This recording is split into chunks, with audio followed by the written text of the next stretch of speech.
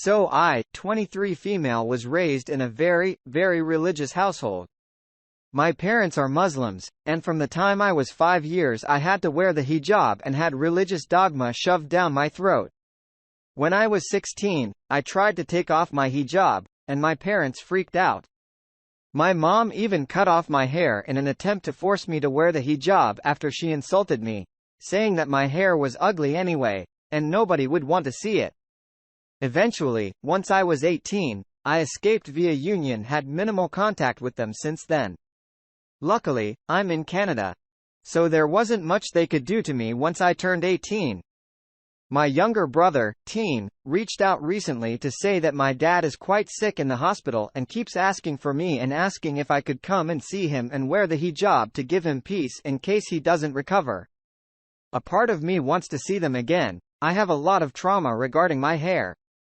It took years to grow it after my mom cut it off, and being forced to stay home with no friend growing up made me quite stunted in uni, which, not gonna lie, makes me very resentful.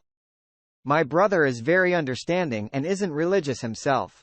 Apparently, my mom and dad chilled out once I went low contact, but he feels bad for my dad and mom. So he's pretty much begging me to do this once for them and then cut them off for good.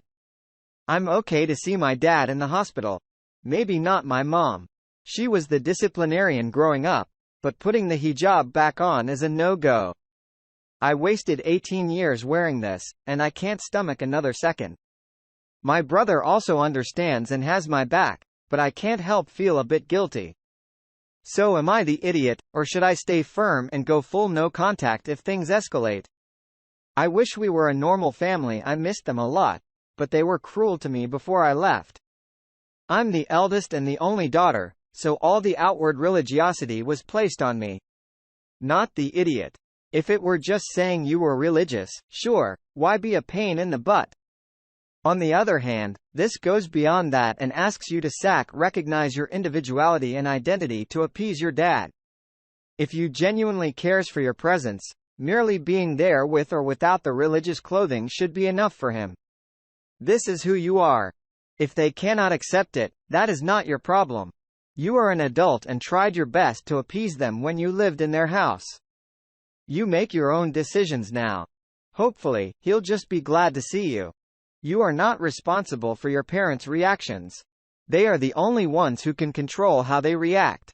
If you can get a therapy session ASAP, they can help you process how you feel about your father's health, and if it will re-traumatize you if you go back home, you could start small. Get your brother to help you call your dad and talk on the phone. I agree with the FaceTime, but hope he should not go and visit him. A passport can easily be taken. And as his only daughter, there might be pressure to marry you off before anything dire happens to him. Still determining what country she'd be returning to, but it can happen in any country. I also have a feeling during the whole story of what if it's all a trap, maybe dad is really sick. Maybe he isn't. Could this be an honor thing? Careful there, girl. Don't go back and without being sure you'll be safe and free to leave again. I really would hope your family wouldn't do so, but it's just something to consider. If they've already assaulted you, cutting off your hair, there's a chance they'll do so again in some way. You may need to go no contact. Update, I agree. I think I should stay away to be honest and maybe do a video call. When I visited them during my second year of uni, I was 19. My mom, it's always my mom making a fuss, screamed when she saw me without a hijab. She was convinced I was having orgies at union, throw a glass at me. That was the last time I saw them. I've messaged my siblings, but my youngest brother, Teen, is the only one who still wants a relationship with me. The rest think I'm a witch destined for the bad place. Thank you all. I didn't even realize how angry I still was until I wrote it all out. I did a pretty good job just ignoring my upbringing and the associated trauma. It was easy since uni was a fresh start for me. But now I realized I should probably talk to someone about this. I, 28 female, have an older brother, Adam, 30, and my sister-in-law, Stephanie, 28 female. My family and I take a big trip every year, and the time of year depends on everyone's schedules. This year, we collectively agreed for the second week in December, Those going on the trip include my husband, Justin 33, and I, our twin toddlers, my parents, and my brother, sister-in-law, and their toddler. My mom always makes travel arrangements to ensure everyone is on the same flights. Kids sit with parents, hotels are the same, etc. Everyone is on their own for getting to and from the airport at home, but my mom makes car arrangements from the destination airport to the hotel, and hotel to the airport when leaving. While my mom makes the arrangements, my husband and I always Zelle or Venmo my mom for our portion of flights and hotels. My brother and sister-in-law do the same thing. This year, everyone agreed to Disney World in Orlando. My mom, as usual, made all the reservations and whatnot about 2 months ago. My husband and I paid my mom out portion about a week after the reservations were made. Last night, Adam texted my husband asking if we paid my parents yet. He said we had a while back. Adam then asked Justin if we could pay for his family's portion of the trip. I'm not sure if everyone has been to Disney, but it's costly these days. Justin told him we couldn't swing it without budget at the time. We both work full-time and make decent money, but we don't have the kind of money that's just thrown away. My brother and sister-in-law also work full-time, and my nephew is not in daycare.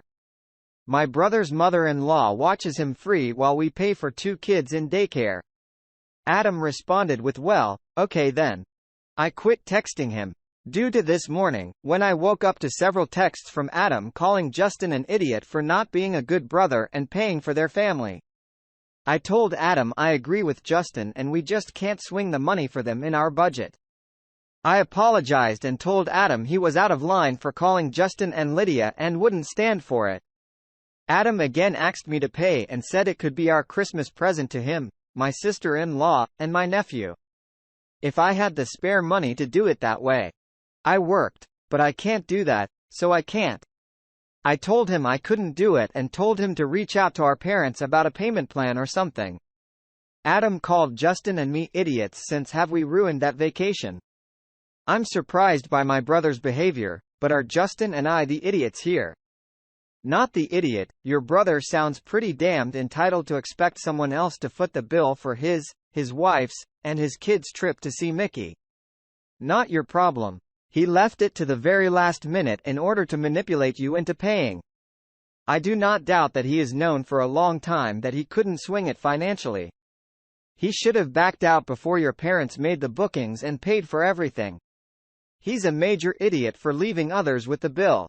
Something's missing here. I feel like there'll be an update in a few weeks saying that mom has always paid for the brother and his family. How would someone accustomed to paying his own way be so entitled? Talk to your mom and sister-in-law. Does she know this is happening? It sounds like the brother wants to hide his money issues. Quick update number 1. I'm still at work, but I took the advice of a few on here and reached out to both my mom and sister-in-law separately and let them know what Adam did. My mom and Stephanie both confirmed their portion of the trip has already been paid and has been for months. Stephanie had no idea Adam had reached out to Just and didn't know why he would. She said she would rein him in, apologize to me for his request.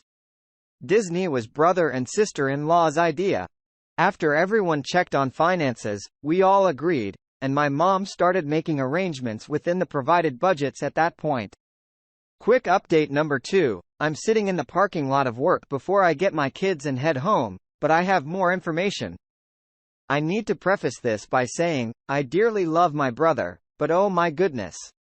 I have no idea how this is my life right now. My sister-in-law talked to my brother. I just found out today that they have separate checking accounts and a joint savings. Their account is their fund money to use as they please, and the joint account is used for shared household expenses. My husband and I do this as well. He cuts down majorly on money arguments. Adam apparently ordered my sister-in-law a pair of diamond studs as a Christmas present, and was charged 3 times for the same item from Tiffany. Rather than dealing with the bank and Tiffany's, he panicked and thought he could get money from Justin and me to make up for it.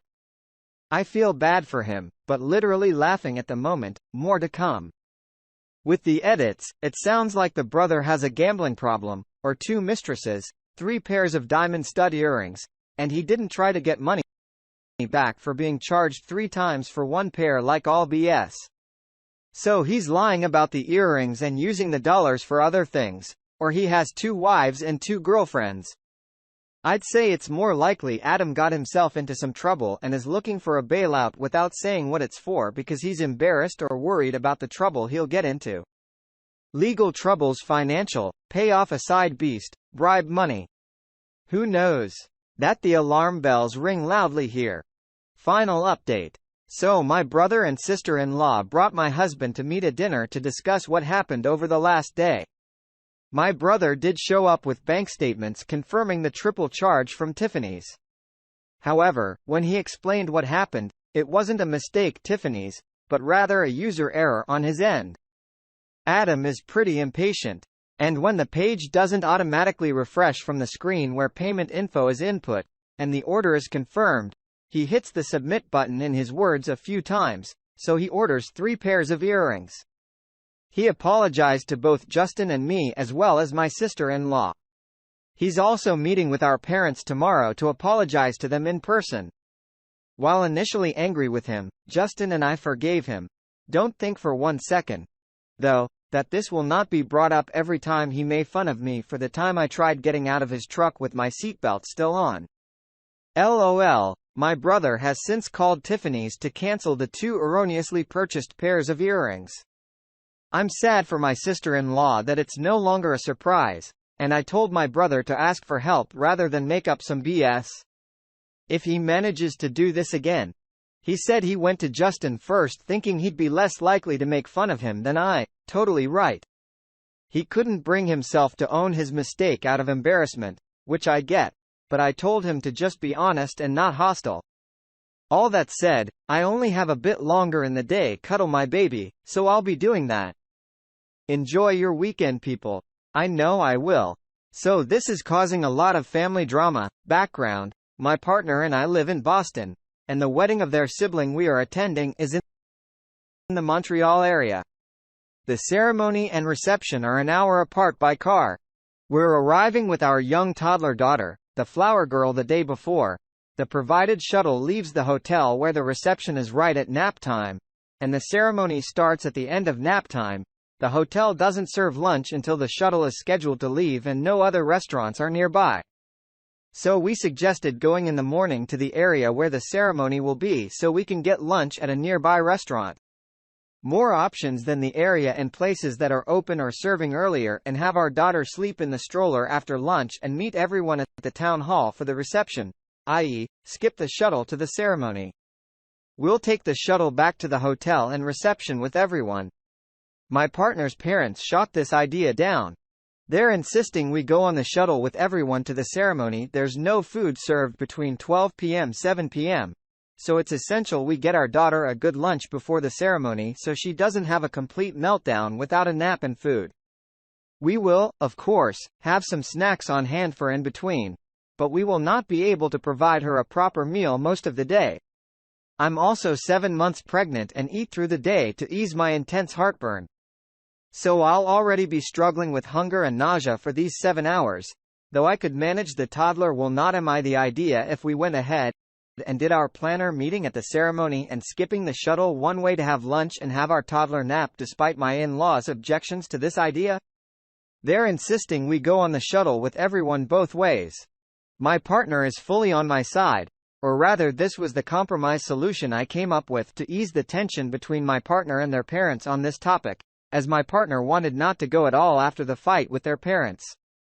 We're the only guests coming from so far. Not the idiot. I have no idea why your choice of transportation, which makes more sense all 3 of you, especially your child and you, makes any difference to anyone, other than giving them a sense of power. Tell them 2-choice shuttle equals a screaming tired hungry child during the wedding. Your way equals a happy rested child during the wedding. I bet everyone else knows which the bridal pair would prefer. I agree. In your shoes, I'd be saying, it's either we do it this way or you get another flower girl, or be prepared for the ceremony to be ruined by tired and hangry screaming. Your child's needs and your pregnancy needs come before anything else. Do it. Don't worry about anyone else. Also, I can't imagine getting a stroller on the shuttle, lol. OMG, this is such a weird hill for your in-laws to die on. Let alone what a massive inconvenience for all the guests to have to travel 2 hours going back and forth. Go early. Don't take the shuttle and don't give a second thought to your in-laws. They seem to be very controlling. I, female 28 and my husband, 32, have been married for 7 years and have a young grammar school-age son. I like to dress in clothes that make me feel beautiful and confident, such as short dresses, skirts, stylish tops, etc. My husband says he doesn't care about what I wear, but he always makes passive-aggressive comments about how I'm drawing attention or provoking other men. He also gets uncomfortable when I hang out with my friends, a mixed group of men and women. He says he trusts me, but not my friends, and is afraid they might try something with me. Sometimes he calls or messages me when I'm out, asking where I am, who I'm with, and when I'll be back. He says he's only concerned about my safety, but I feel he's controlling and jealous. I've tried talking to him about this, but he says I should be more respectful to him in our marriage and stop acting like a single woman.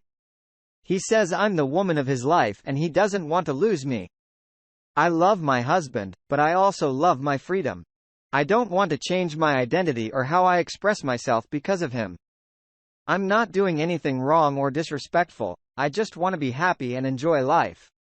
I don't want to hurt him, but I also don't want to feel suffocated by him. Am I the idiot? Edit. Unfortunately, I think he's considering a separation. He hasn't said anything, but I believe he no longer considers us compatible.